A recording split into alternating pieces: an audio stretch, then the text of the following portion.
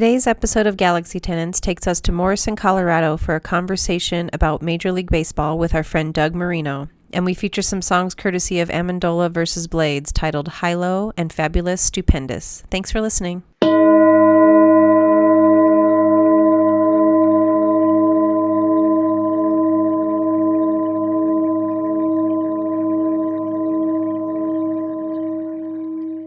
All right. Well, I'm just going to jump right into it. I have a whole bunch of things I'm really excited to talk to you about. Right.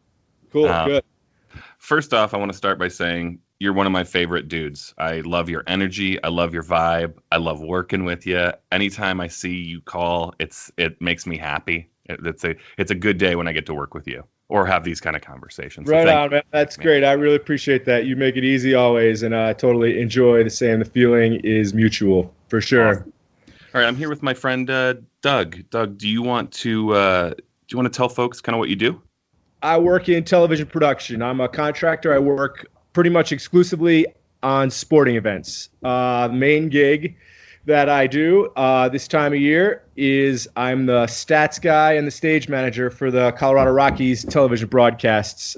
Yeah, which is great. I sit in the booth with the announcers and I pass some little notes and try to participate in the conversation they're having, see if I can add anything to it. I do a lot of other things, Avalanche, Nuggets, college sports, all kinds of things, but that's my favorite job. Were you really into sports growing up? I have been a baseball junkie my entire life since I was 4 years old. One of my first memories on the planet is my dad taking me to the Mets game for my 4th birthday and walking out and seeing the green grass and the bright lights, and that was it. I was hooked right away. Even though Awesome. He tried to get me a Yankees hat the next year for my birthday, I wouldn't have it. So it's been a constant battle ever since. Good for you. Are you from New York?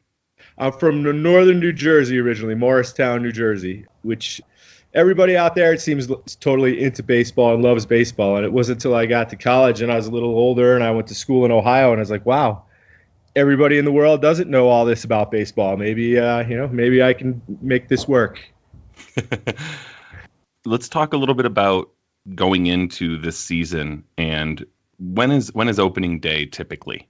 Usually the end of March, first couple days of April. So. Okay. So thank you for that perspective. Okay. So you're going in towards opening day. The season's on schedule. Everything was good to go. And coronavirus hits. How do you find out that it's going to be delayed, or when you do, how do you feel, and what are your thoughts on what this is going to look like at that point? March 11th, I was working the Avalanche game, and that day we were in our pregame show getting ready to do the game, and there was a NBA game was canceled, and then they canceled the whole slate that night. And you knew that we were all in trouble. That was the game where they canceled it right before the game in the NBA, Yeah. right? The guy tested positive and they cleared the arena. They cleared the arena, yeah, and then things started to trickle in. We were wondering then, are we going to play this game right now? What's going to happen here? And then the next day, everything began to get canceled for the longer term. And then you knew baseball was in trouble. See, we were gearing up. I was getting ready to go do my thing. And at the time, you didn't know how serious it was, how long it was going to last, and exactly what was going to happen. And now we're, 4.5 months from that date. And yesterday was the first day that I was able to work since then. So it's been kind of difficult. I'm fortunate that I love my job and I like going to work and I want to do it. So, and I'm the type of person who needs something to do, or else I go a little stir crazy. You can ask my wife.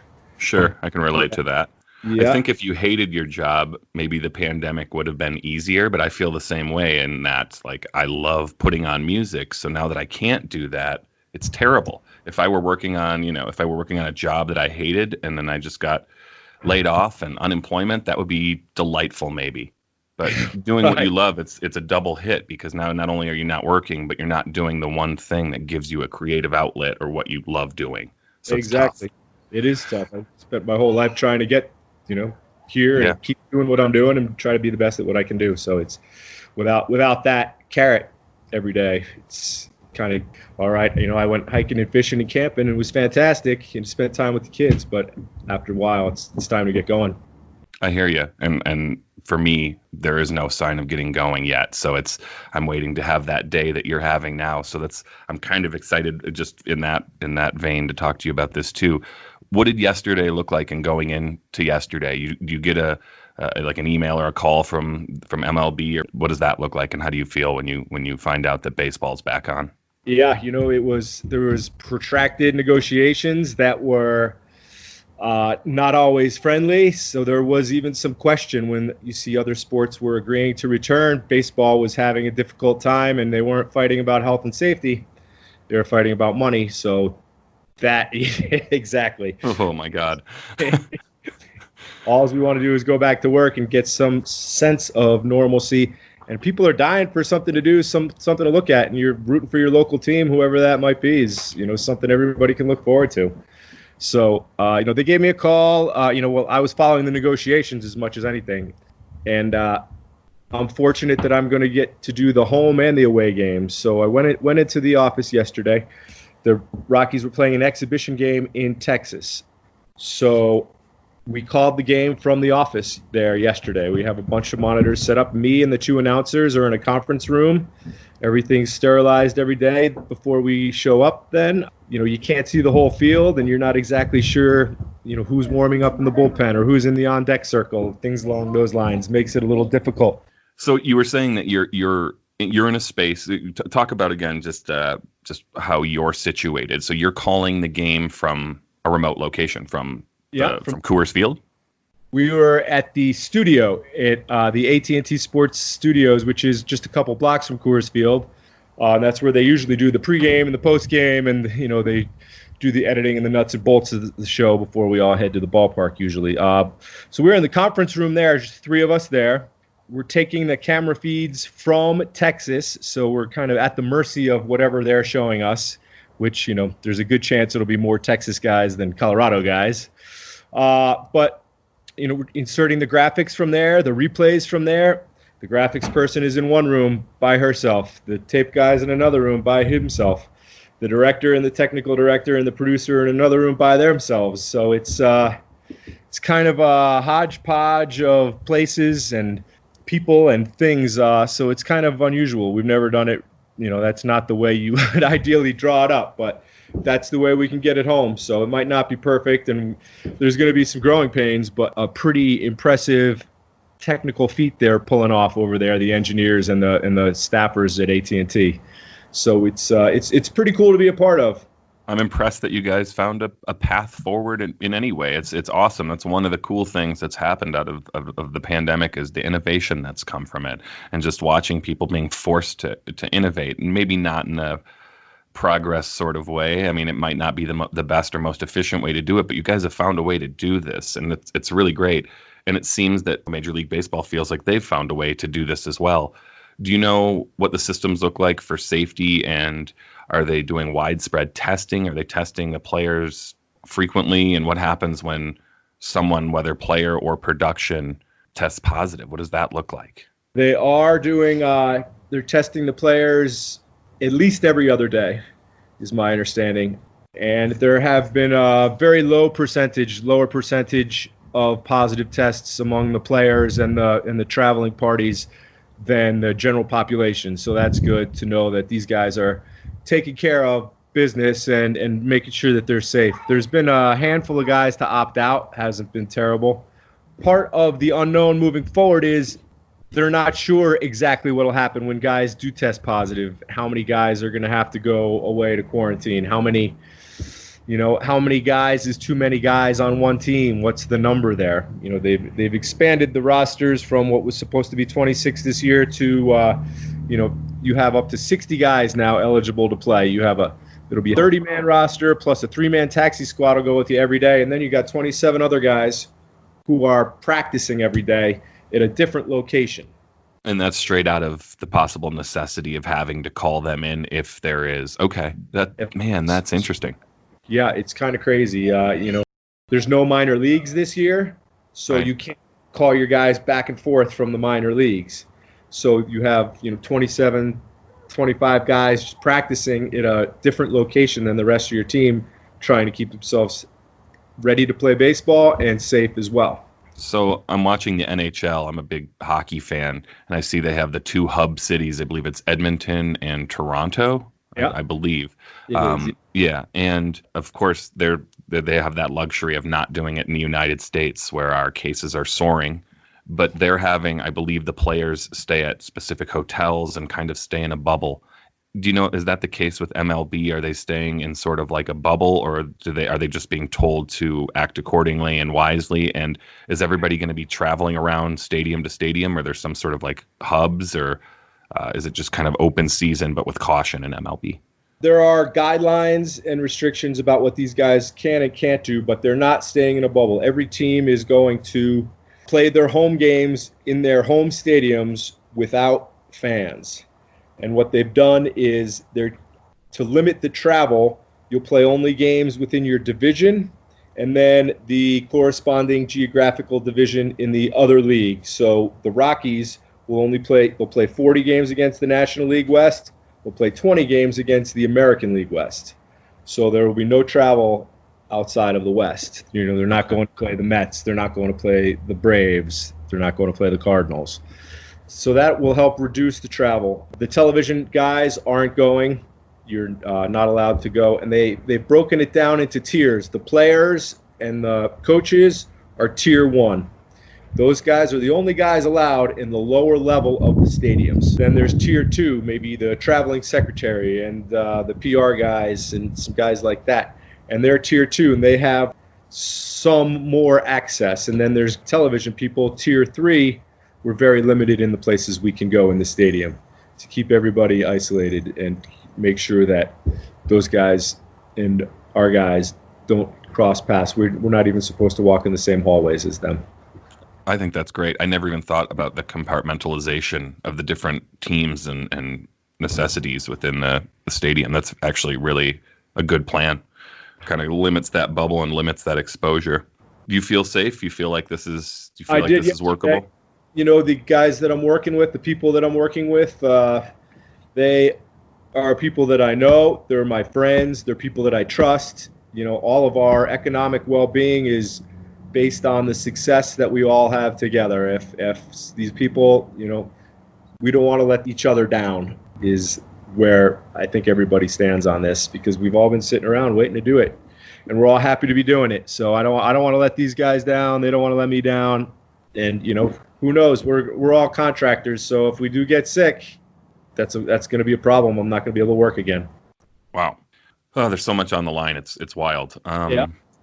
In regards to the season, so they've shortened the season, and when will the season be wrapping up? Does it with it being condensed, does it wrap up on a similar time frame that it otherwise would have? It does.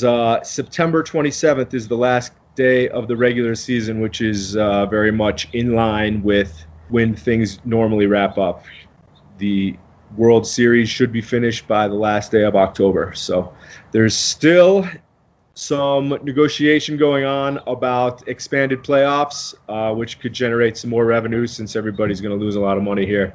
So we'll see what happens. The first game's 5 o'clock tonight, so they probably need to get that wrapped up by 5 o'clock tonight. So we'll see what happens.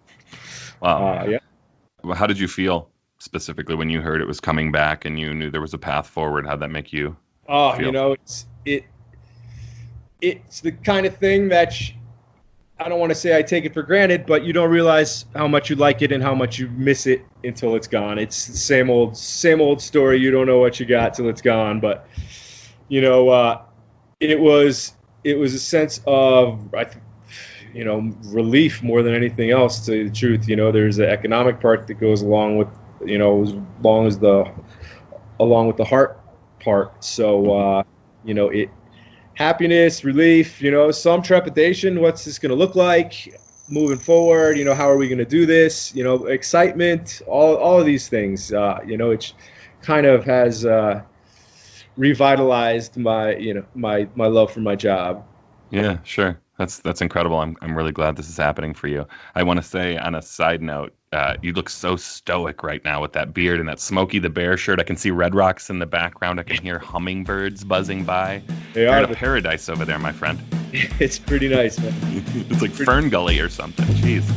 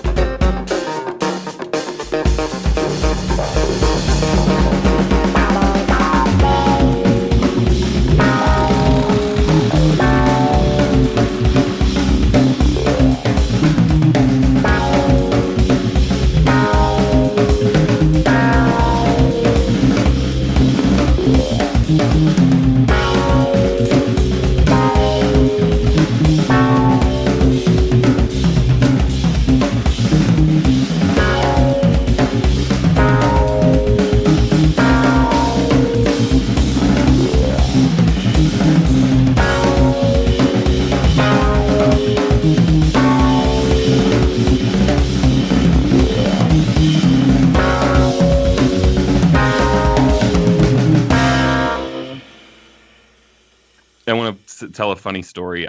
I used to talent buy at a bar in downtown Denver called the Armory. And I was walking into the Armory one day, packed bar, great concert going on. I look up at the TV and I see your smiling face nodding, and they're circling it with the telestrator.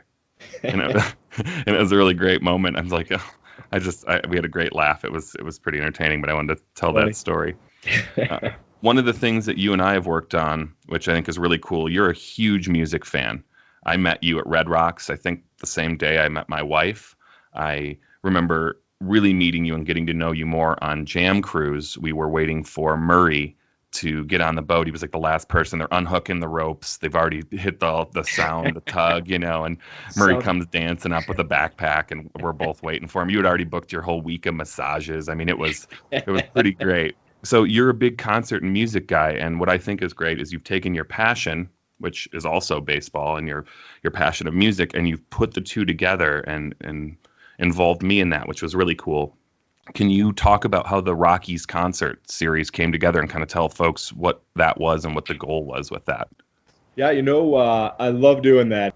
The entire thing is something I do just because I love it. I don't wind up making any extra money or get paid any extra. I just do it because it's so much fun, and I love doing it with you and doing it with bands. We were flying home from Milwaukee one Sunday after the game on the team charter, and me and the producer, who's a great friend of mine, Allison, and we were drinking some wine, and we were talking, and we were like, man, we really need to get some bands up on the pregame show. And we just sat there for our 2-hour flight, and we talked it over, thought about what we could do and how we could pull it off. And she went to the team and to the company. She took care of the business side machinations. And I called you and told you what we were thinking about doing. And for those people who haven't seen it, what we do is we have the bands play a half-an-hour set before the pregame show, the end of batting practice, and anybody can come who has a ticket to the game up on the rooftop at Coors Field. I think we did it 4 times last year, 1 time the year before. And then when the pregame show starts, we kind of use the band like the Tonight Show band, coming and going to breaks and, just as a little musical interlude. And we promote the band's upcoming shows. If they have a record coming, we do a little interview segment with them. And then during the broadcast, we use the music that we recorded in the initial half-hour set. And we use it, once again, coming and going to breaks. When you see what we call billboards, we say, tonight's game is brought to you by Southwest Airlines. We'll use them underneath that for the music. It's pretty cool. We've gotten the band seem pretty happy with the exposure that they get out of the deal. It really helps the pregame show and our baseball broadcast, and it's just a fun thing at the ballpark. It seems like it's a win for everybody. Yeah, it's really great. On the band side of things, I've helped bring in some of the bands, and they've oftentimes been friends or folks that I work with, and their experiences, they show up at the ballpark, they're greeted warmly. There's a golf cart that takes them back and forth up to the stage, which is really cool. You're going through the underbelly of Coors Field, and then they get all set up, and then they go on the field for batting practice, which is really cool for all of us, and then they play, in front of a group of people, and they're in this cool environment. And the media that comes out of it, just the clips and being on TV. After the interview portion, usually I watch their phones just light up with texts saying, "Hey man, I just saw you on TV." Yeah. And that's a good thing. It's a really cool thing, and I appreciate you doing that. I think that there could be a lot more opportunity for sports and music to merge and do things collectively for both sides. It's a very cool vibe, and it's very cool exposure for these bands. So thank you for involving me in that. Oh, totally our pleasure. We couldn't do it without you. We've been able to get some great musicians on there with your help. I know that Andrew and the Drunken Hearts are fantastic. They played at our wedding. They're the first band we had up there. I love that guy. Yeah. I remember I was at Burning Man, I believe, and I don't know how to say this other than to be very blunt. I was probably out of my mind at the time. No texts had come through all week. It's late at night, and I'm flashing lights and explosions all around me. And I look down at my phone and there's a text from you on your wedding night that said something along the lines of, "These guys are awesome, perfect fit, thank you so much." And man, did that set me on a good course for the rest of that night, Yeah. It's cool. Andrew's become kind of a friend over these years, and if I've hired him 3 times now. He's kind of my house band. I love it. Yeah, let's talk about that actually. So through this pandemic, months were passing where large groups of people could not assemble and have concerts. A lot of the musicians moved to an online format for live streaming or recording and outputting product from studio and remote spaces. The drive-in shows kind of started to happen. But for me, the first show, and we see a lot of music, it's what I do for a living. My first show back following the pandemic's still happening, but in the midst of it and cautiously, my first show back was Andrew McConaughey and James Thomas, I believe was his name. Yeah. And you did that. You had a concert. You put on a concert at your house for a limited group of people. There were grids or circles and little spaces for people to be in. You mandated that folks wore masks. What did that look like going into that and putting that together? And what made you put this together? What made you approach this? It started as what are we going to do? It's going to be widespread panic weekend, and we're going to be staring at Red Rocks sitting in the backyard, and there's going to be no widespread panic. And this is a problem for me and all of my friends. So we just started talking. I was like, you know what? I'm going to stream a panic show in the backyard, and we're going to have some people over, and we're going to have a boogie down. And then a friend of mine is in a band. He said, hey, we are dying to play, which seems to be the case for pretty much all musicians everywhere. We're dying to play. You think we could play? And I was like, absolutely. We'll play first set of Panic. You guys will play a set between, and then we'll play another set. We'll have a good old time. But his band couldn't play. So that got me to thinking, though. I was like, yeah, it would be better if we had a band. And I called you, of course, and we started talking, and you agreed that, everybody was going to want to play. So Andrew and the Drunken Hearts was my first thought as usual. And Andrew was very receptive and wanted to do it. So we worked something out, and he brought James along, who was the keyboard player on his first record, actually. So it was great. Which is a great record, by the way. And I don't think I've seen that cat before, and immediately recognized that was the guy from this album that I cherish. I really love the Drunken Hearts first album. Yeah. It was cool to see him live. He was great. What were your trepidations, or what were your concerns going into doing this? Because I don't think of you as a reckless person, but I think the idea of a concert during a pandemic, if not done properly, is very reckless. And you nailed it. So that's first and foremost, you nailed it. I'm still alive. It's a month later, a few weeks later. But what does that look like, that as far as the risk? Well, the first thing that I did was I called the town of Morrison. I called the city manager, and I had dealt with her a few times before, but nothing like this. And I said, well, what needs to happen here? I don't want to do anything that the town doesn't want me to do. I don't want to do anything that's inappropriate.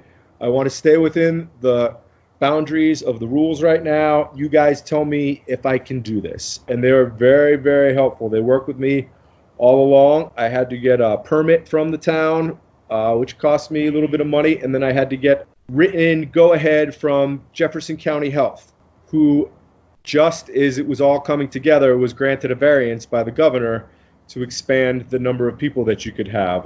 They had initially told me 50, then they said 125, which was not, didn't seem reasonable to me. So we kept it at 49 yeses. A few of the neighbors showed up, which is to be understandable when there's a band in somebody's backyard. 2 bands, actually. After months of no entertainment. Exactly. Just live music popping up in the neighborhood.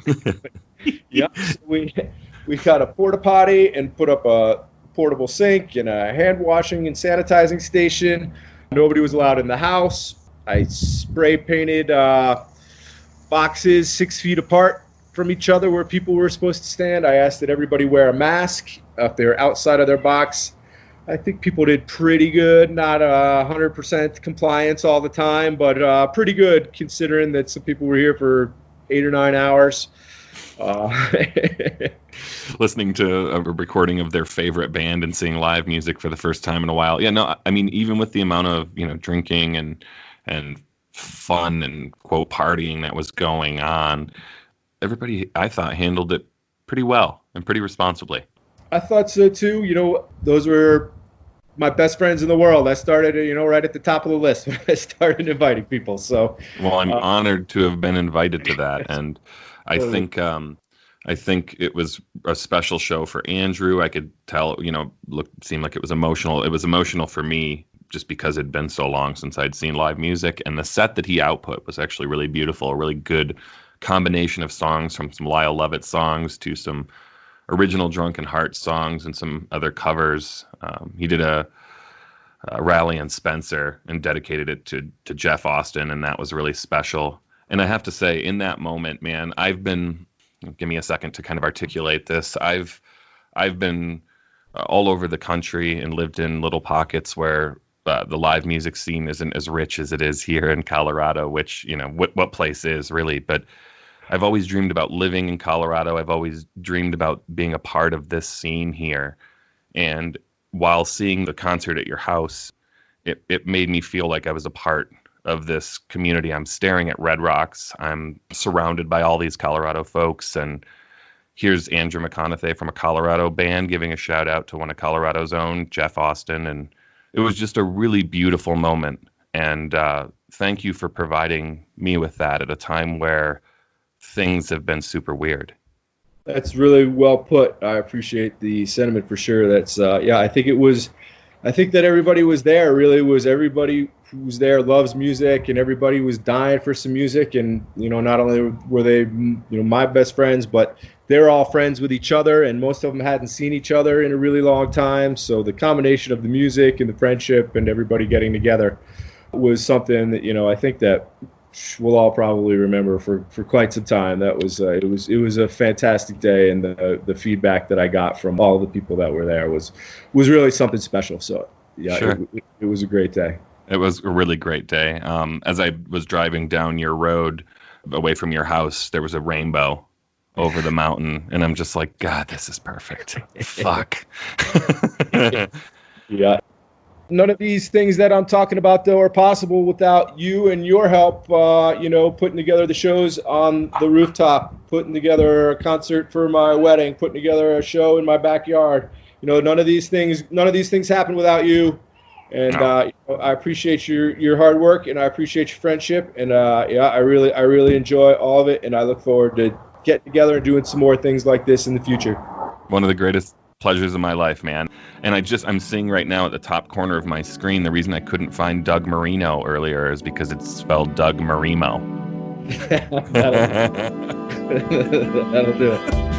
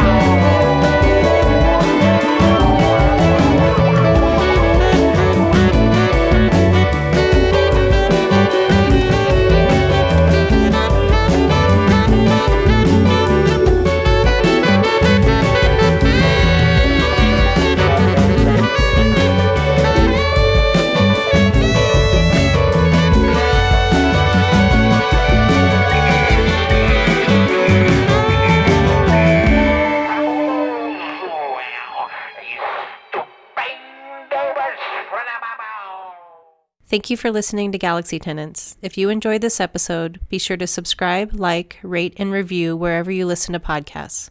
For early access to episodes and exclusive content, check us out on Patreon. Also, if you'd like to communicate with us, send an email to galaxytenants@gmail.com or leave a voicemail on the Galaxy Tenants hotline at 303-550-2065.